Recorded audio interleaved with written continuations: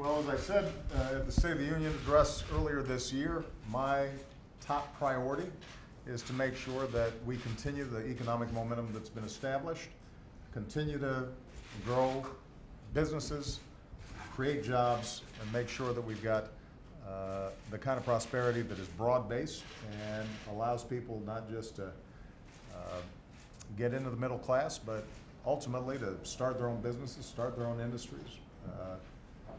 In some cases, climb out of difficult circumstances and live out the American dream. And one of the major components to do that is to make sure that outstanding goods and services made right here in the United States of America have access to global markets. 95% of the customers of the world are outside our borders, and we've got to make sure that we're able to sell to them. And when we do, our companies thrive. This is one of the reasons why I am pursuing the kind of trade authority that allows me, working with members of Congress, to pry open these markets and make sure there's a level playing field that's good for American businesses and American workers. We already have one of the most open markets in the world. People are already selling to us, but oftentimes it's not reciprocal. And what I want to do is make sure that those markets are as open to us, our businesses, American workers, American products, as our markets are open to them. And one of the reasons that I brought this group together is because the perception sometimes is that the trade agenda is only important for big companies, big corporations, big Fortune 500 or 100 companies. Well, the group that's sitting around here is made up of small business people or medium-sized business people who are seeing their businesses directly benefit from export, as well as a couple of mayors, Mayor Nutter and Mayor Buckhorn, Philadelphia and Tampa respectively, who can account for hundreds of thousands of jobs and tens of billions of dollars of sales coming out of the region as a consequence of exports. So among the companies here, we've got companies that range from 4 employees to a couple hundred employees. Some are selling as much as 20% of their products and goods outside the United States. Some are just getting started and are selling 7, 8, 10% of their goods outside the United States. In each case, what they know is that if the U.S. government is getting their back, making sure that there's a level playing field, they can compete.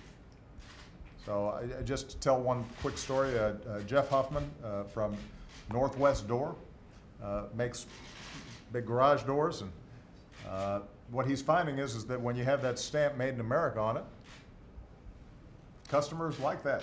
They value it, and there's a ready market out there, and because he's been able to sell in places like Saudi Arabia and Australia, he's been able to hire more workers because his sales traditionally had gone down during the wintertime when people aren't thinking about buying a new garage door. They want to keep the one they got closed.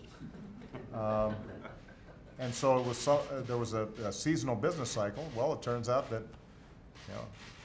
when it's winter here, it's summer in Australia, and he's able to keep more folks on the job and in fact hire more people because of those sales and those opportunities. Steve Basta with Alter G has created has a company that's created new technologies for medical rehabilitation. He's able to sell his products overseas, but what he's finding is in some countries, you got tariffs that make his products more expensive, and that means fewer sales. And so this is not just the Boeings and the General Electrics that benefit, although they do benefit, and they've got a lot of suppliers up and down the chain, so small and medium-sized businesses benefit when the big companies are selling because they're sourcing here in the United States, but it's also small businesses and medium-sized businesses directly benefit. And I want to make sure that that story gets told because we're going to make a big push to level the playing field. And I know that there sometimes is controversy around trade agendas. Trade deals have not always been good for American manufacturing. There have been times where because the trade deal was one way, American workers didn't benefit and somebody else did.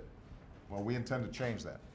We're not going to sit and settle for the status quo, and that's why we're going to make sure that the trade deals of the future reflect the labor protections, the environmental protections, the protection of property or intellectual property that's so important to our businesses. But we're going to pry those markets open. I'm not going to settle for the status quo because we think we can grow enormously. And what we know is that people who export, their workers tend to get higher wages.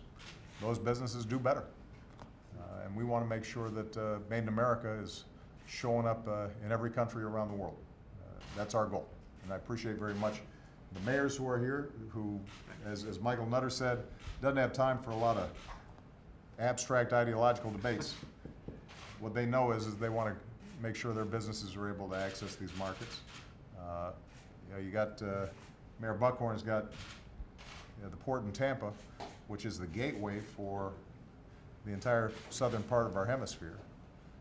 They know we got to get this done, and so do these businesses as well. So, thank you very much, everybody. Appreciate it.